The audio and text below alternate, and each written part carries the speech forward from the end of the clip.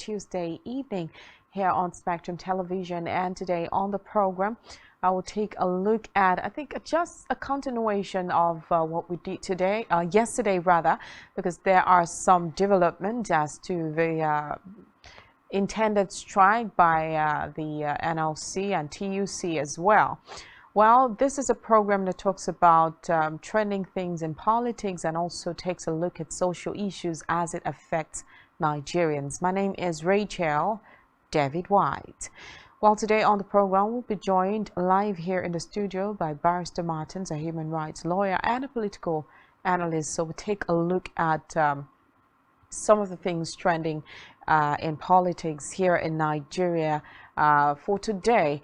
Already I told you that yesterday we took a look at the intended strike by NLC, TUC and other unions. Even the a whole lot of different unions came out to declare their intention to embark on an indefinite strike due to the pronouncement that was made by the President Bola Ahmed Tinubu on his first day of being inaugurated into office.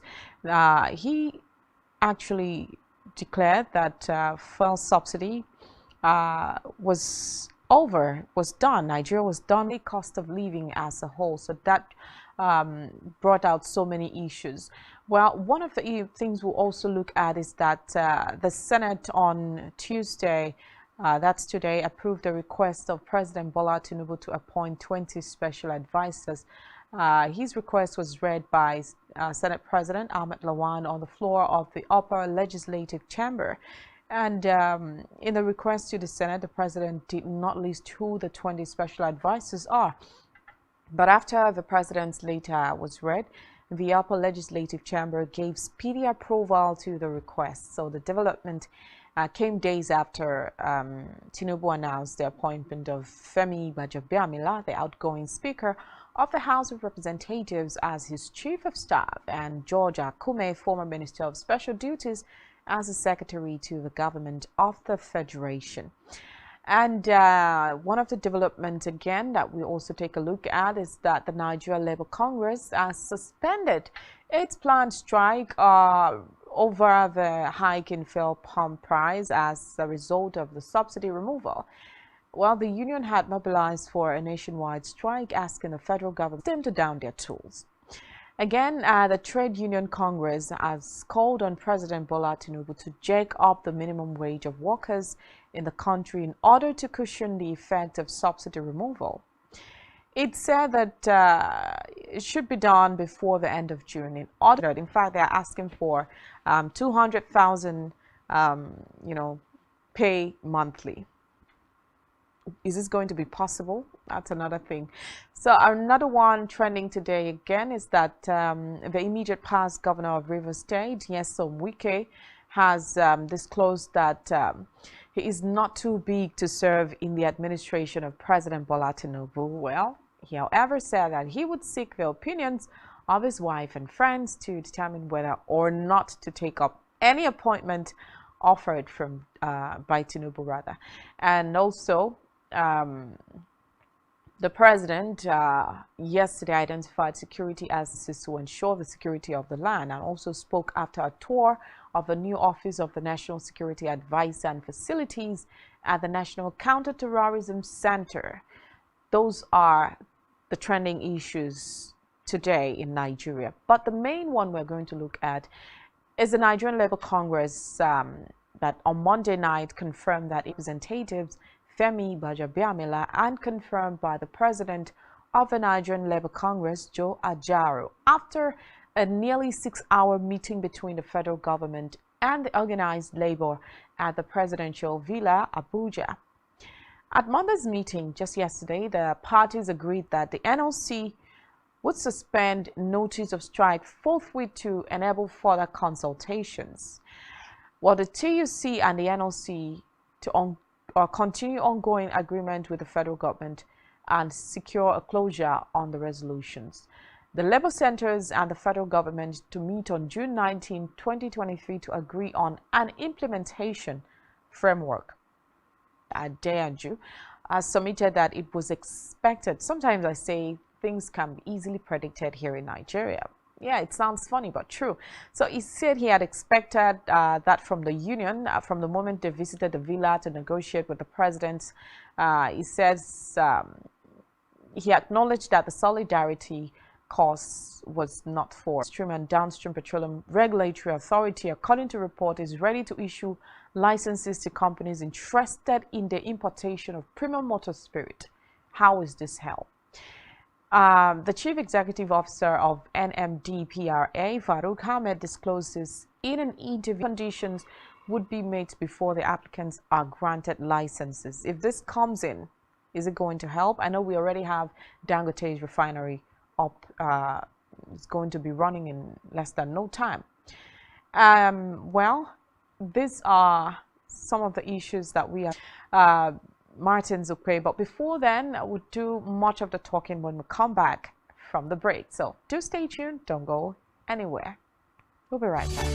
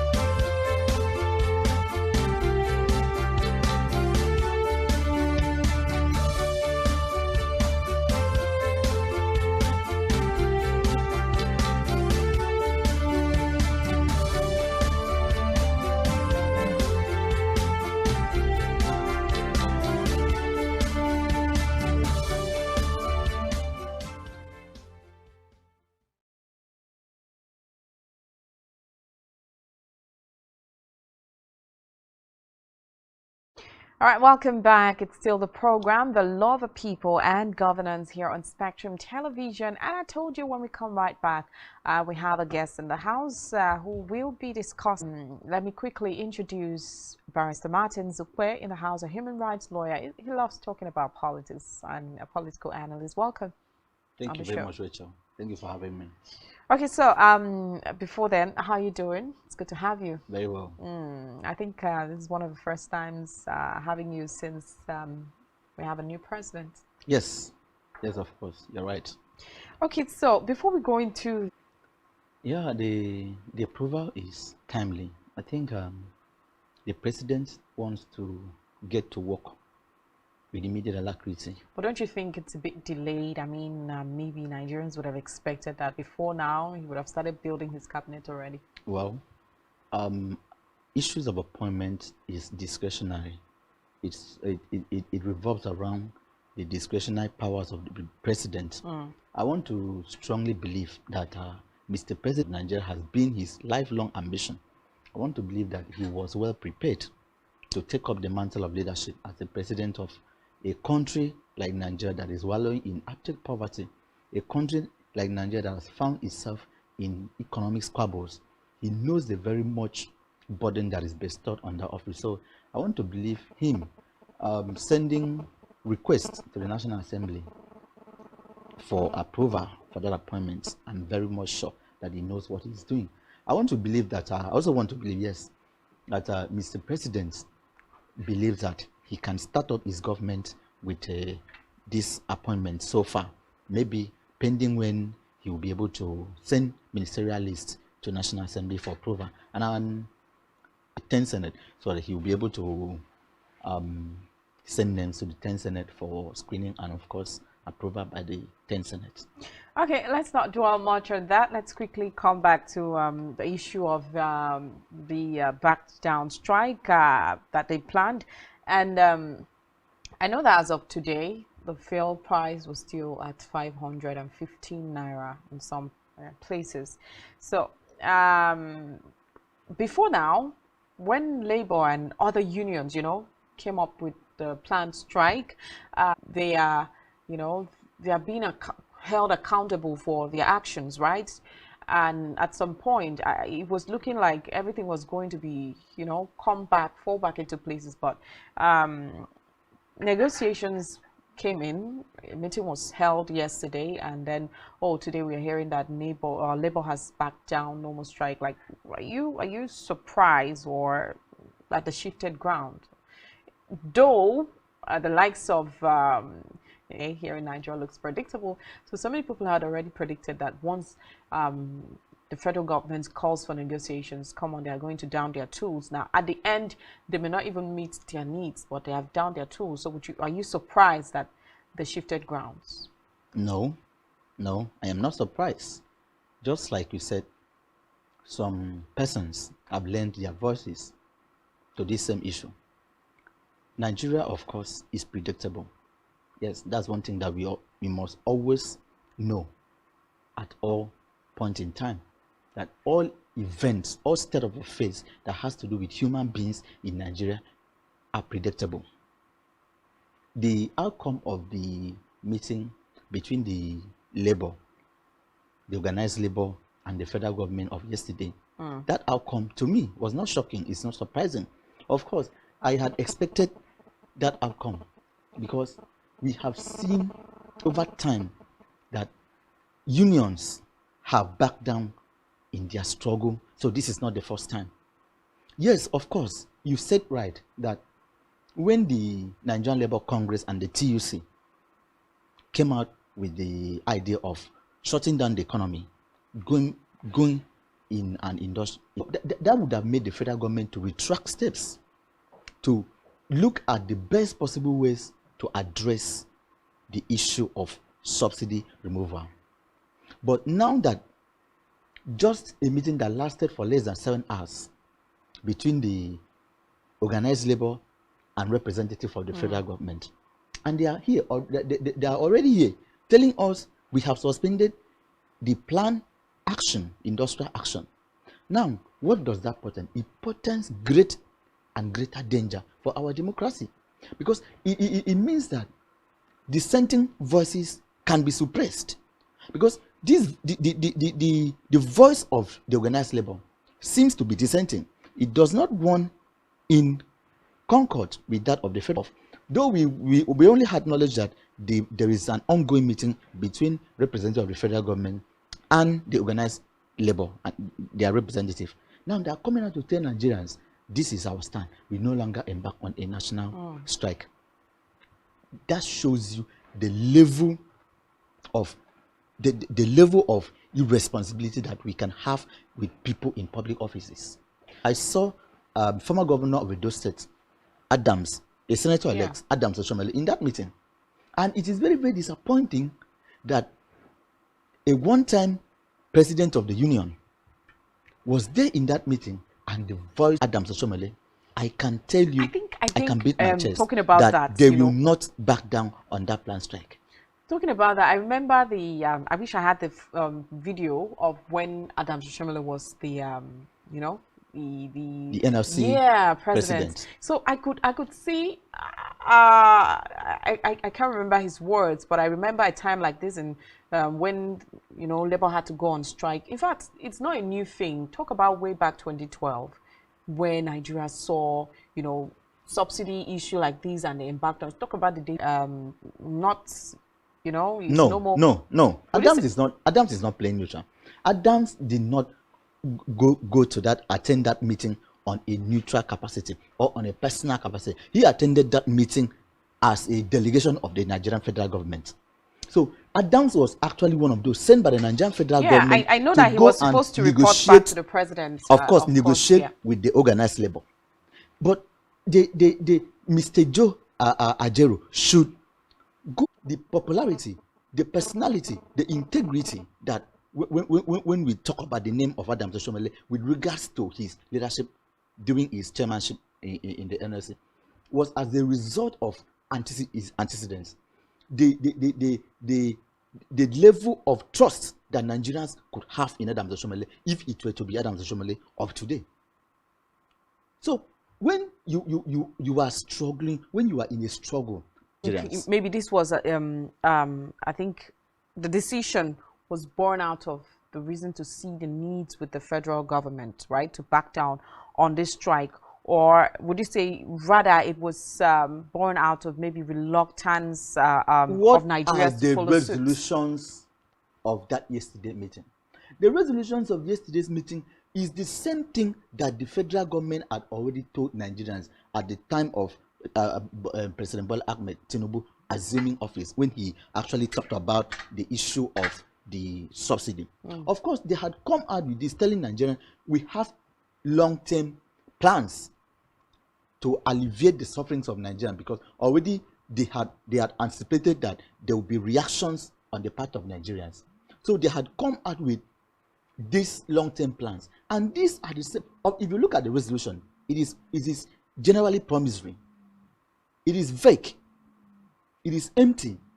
It does not talk about the immediate solution to the pending problems that Nigerians are facing right now and are going to face in the coming days, in the coming weeks, in the coming months. Reaching. It can't push the needs or the demands of the people. No, it cannot push the needs and the demands of the people. Now look at it here. Whenever the president of the Nigerian Labour Congress should know that whenever an action is about to be taken in the interest of the people, of course, the federal government will always push against it. This is the first thing that he should know. So for him to enter coming with and how they are going to resolve it and what will be the decision of the labor, of course, it was too early for the Nigerian Labour Congress to come to terms with the decisions of the federal government. Because I have seen in many instances where the representative will say, we have to communicate our members. We have to communicate our state representatives or our state chapters.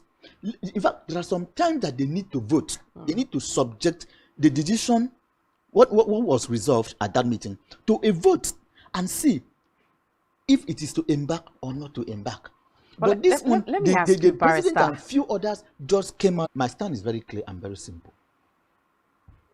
Now, subsidy removal was already ended. Subsidy was ended by the law. The PIA, the Petroleum Industry Act, had already put subsidy to an end as at February 2023. So it was President Buhari that used his powers to subsidize petroleum products till the 31st day of May 2023. Against, it is a long-awaited event. Nobody is against removal of subsidy. But now, look at it here. There are conditions that must be met. There are things that the Nigerian federal government must do or should have done before you talk about total removal of subsidy. Now, let me just put it this way. You can't put something on something and nothing, and they are expecting it to stand. No, it doesn't happen. Okay, if Nigerian federal government can borrow money to fund their recurrent expenditure, which is ridiculous, and I've never seen a country, I've read countries' economic policies, I've never seen a country that will borrow money to federal government could borrow money to fund recurrent expenditure. Why can't they borrow money to revive our petroleum industry? Okay, we have. I know that there's some time where they say that the money being borrowed is not even enough to use it for subsidy. They borrow money to refurbish or renovate National Assembly advisors to the president and buy utility car for all sort of people in this country. Fund their lifestyle, borrow money, treat themselves abroad, borrow money and do so many things that are not supposed to. Of course, that will not generate income. Why can't the Nigerian government borrow money to revamp our refineries? We have refinery in Port Harcourt, we have refinery in Warri, we have refinery in Kaduna. How many in all this that are a day?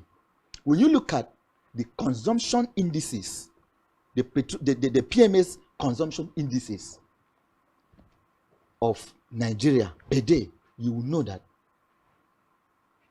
Nigerian government shouldn't be talking about total removal of subsidy when they have not put certain things on ground. I know that subsidy is an organized theft, is an institutionalized theft. How do you mean? Yes, because it is just a very few set of people that are benefiting from this subsidy. We borrow money to revamp our refineries. If one refinery, for example, if that one of Warri or that one of Port Harcourt can produce at least up to 7 to 13 million barrels, plus what we have in Kaduna, pending when the Dangote refinery will start working, then the federal government can leverage on that before they can talk about totally removal of subsidy. That alone will act as palliatives to alleviate the sufferings of Nigerians. Rachel, let me say this. Those in position of authority should know that governance is for the sake of the people. You as the president, as the governor, you should know that you are there in trust. You are holding the mandate of the people in trust. You are a trustee of the people's mandate. They give you the mandate. Who is holding that mandate in trust of the people? Any policy that is against the people is undemocratic. Any policy that is against the people is anti-people's government. So whatever policy that you are making, it should be geared towards the overall interest and the overall good of the generality of the people. So government should not make policies that will have a very harsh effect on the people. In a situation whereby you remove subsidy and nothing is on ground, look at the price of the petrol or PMS, where it is pegged right now. You can imagine that people are movement. You will have to trade like 1 or 2 joints so that he will keep the money to pay for the one and pay back. So Nigerians are suffering, and that is the problem.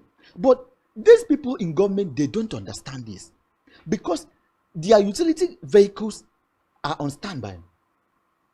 They already have petrol stations in government houses. They move from their offices to the fuel station. The Nigerians that were using AC in their car no longer use it today. So they don't feel the plight of these people. That is the problem. If one governor today should come down to feel what the people are feeling, he himself might want to reconsider. Unions, the NLC and the TUC and the rest. So he talked about not as if he's totally agreeing with, you know, the federal government waking up one day to say, oh, subsidy is gone, and then people start suffering. He was of the opinion that, okay, like when he talked about mass transit, you know, buses on the road to help cushion the effects of the subsidy removal and all of that. But people are also of the view that the decision was down to would cowardice or it was strategic. Please let me understand you again. Now, the decision to back down on the strike. Okay, the planned strike. Some views say is due to the assurances that the federal government had given based on the negotiations they had. Would you say that's an act of cowardice, or would you say that was strategic? No, there's nothing strategic about. So you would still say, oh, NLC should have gone on that strike. If you look at the Unions Act, okay, that's one. Then two, do you know why unions embark on strike, protest, peaceful demonstration, boycott, and the could be very constrained?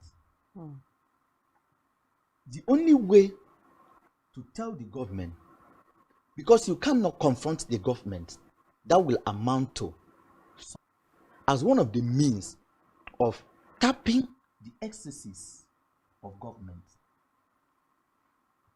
Nobody is so happy. I want to believe nobody is so happy when the labor union shut down the economy. They say we are embarking on a nationwide strike. Protest, yes. Of course, you know that is total shutting down of the economy. And also, we know the effect. We know the consequent effect of shutting down the economy for even 24 hours. Of course, both sides come back. You people have the world. This is not what we send you people to do. When you said if it is strategic, and I said no, I have carefully looked at the resolution between the organized labor and the federal government. Like I said earlier, I said it is full of future.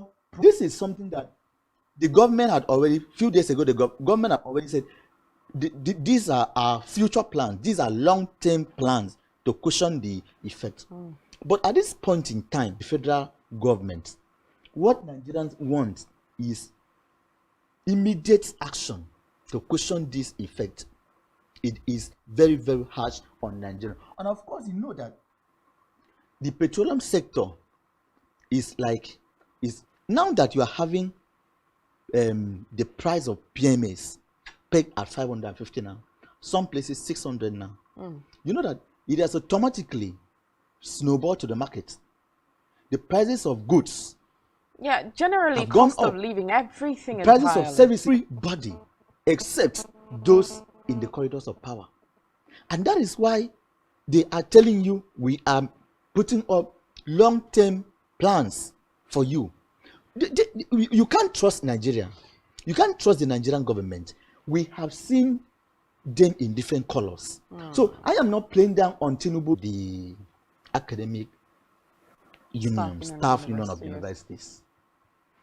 ASU they know this is the problem facing the Nigerian universities. They know exactly what they want from the federal government. How do you get it? They want to get it from the wrong way. Once they place their demands, right before the federal government, for example, they will tell the Nigerian government, this is what we want for the revamping of the universities. We want an academic allowance. We want university revitalization funds. At the end of the day, the federal government will call them to a negotiation table and extend a long-term plan that we have for the academic union and the universities, and they'll call it and go. And you see us coming back tomorrow to back again. You see them coming back to strike again. And this is not good. How did we get to where we are today? That is what I do not know. Why can't, I'm coming, Rachel. Okay. Why can't we borrow a leap? Why can't we look at how a country like Ghana got to where they are in terms of arranging their educational system? You can't talk about this kind of issues that we have in a country like Ghana. Now, for me, it was too early for ASU, for the union, the organized labor, to back down. At least let it be that the federal government had put in place very strategic, very empirical things that are seen, not the one that they have promised. This is what we are going to do, and let it be that there is a committee that the federal government set up, a committee with immediate effect that will look into the palliating the problems on ground. Come to think of before they can say, okay, we suspect. There is nothing wrong with going with a warning strike. Let it be that the federal government has been a bit rigid. Talking about strike, right? I know that the president at some point during his campaign had said that no amount of protest or strike is going to make him change his mind on subsidy removal. So do you think that this is going to bring up any challenge, okay, now that they're having negotiations? That is a very big lie. The president that I know, President Bola Ahmed Tinubu, is a Democrat. Yes. I'm judging him from his antecedents. I remember he struggled from Alliance for Democracy.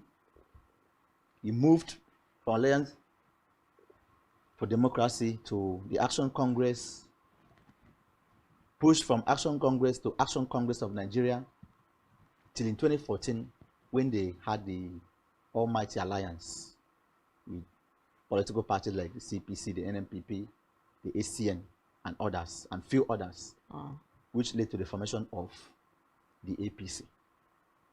He had been in the struggle since the days of Nadeko.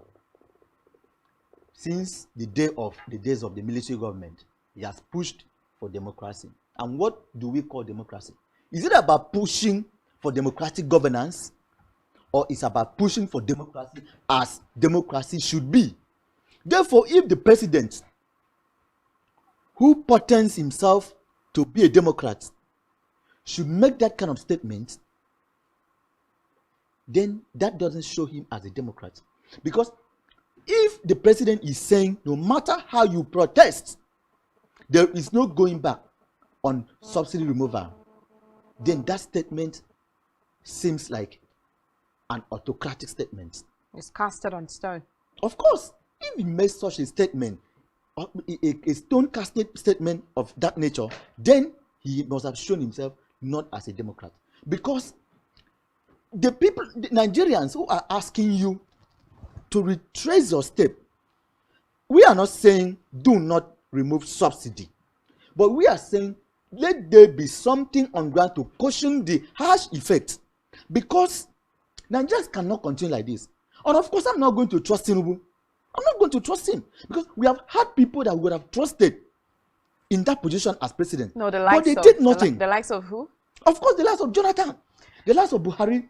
I had trusted Buhari in the area of security because he came from a military background. So he failed you. Of course, Buhari fell woefully. So if Buhari couldn't, if he couldn't tackle insecurity in this country headlong, who will be able to do that? If Jonathan, who attempted to remove, let me even say this, lest I forget. Do you even think it's about removing subsidy? Do you think that Nigeria will move? Now everybody are talking about the money that is used in subsidizing a petroleum product. For me, I will even say let subsidy be there. Let it be that you are even subsidizing that petroleum product for Nigerians to be able to buy at affordable rates instead of removing subsidy.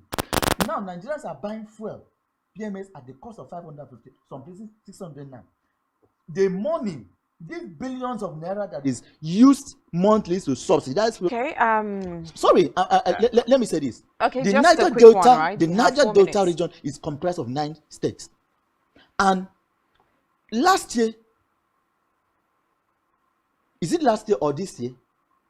Governor, the immediate past governor of Rivers State, Nyesom Wike, came out to say that the money is using to build flyovers and other things in Rivers State is the money that is paid to the Niger Delta region by the federal government.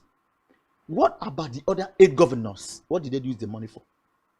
I don't even want to talk about my own state governor. Okay, like I said, we can't trust these people. The question is, will the Nigerian government use this money for the purpose I think that is which one of it the was meant for? I have. Will they use this money to go for their overseas treatment? Just your opinion, though. I know that there has been reports that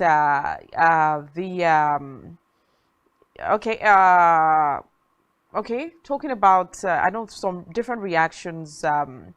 Other things have happened, right? So Governor El Rufai, I know he has handed over to his successor in Kaduna, had been successfully replicated in Nigeria. So it won't just end there, it's going to be continued. And then he talked about, adding he will sustain an Islamic-dominated government for 20 years in Nigeria and ending not only in Kaduna State, but in Nigeria at large. I know that this statement has caused lots of stir, lots of reactions have come in. What's your take on that? A quick one. Well, I've seen the video and the interpretation.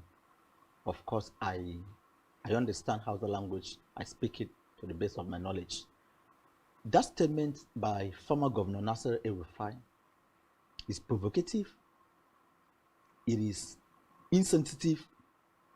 In fact, it's a may even cause a divide. That statement alone goes down to the extreme veins of, because I know that even in his home, he still have Christians. I don't know what might have warranted former Governor Nasser El-Rufai to make such a statement.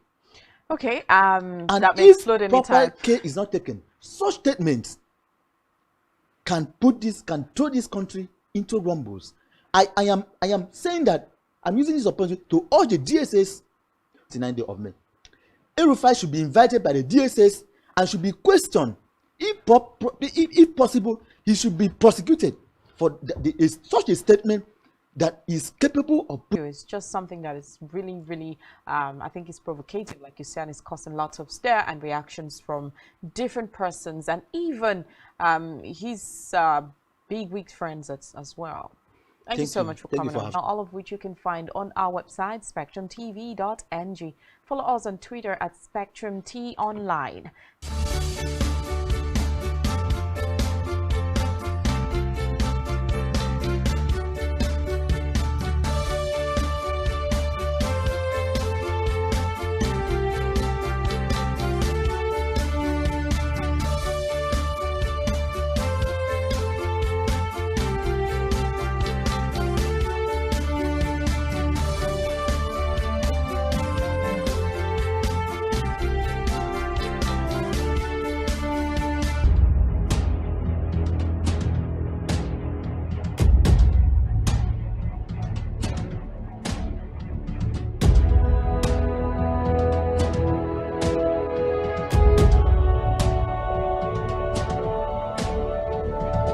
Spectrum TV, broadening your horizon.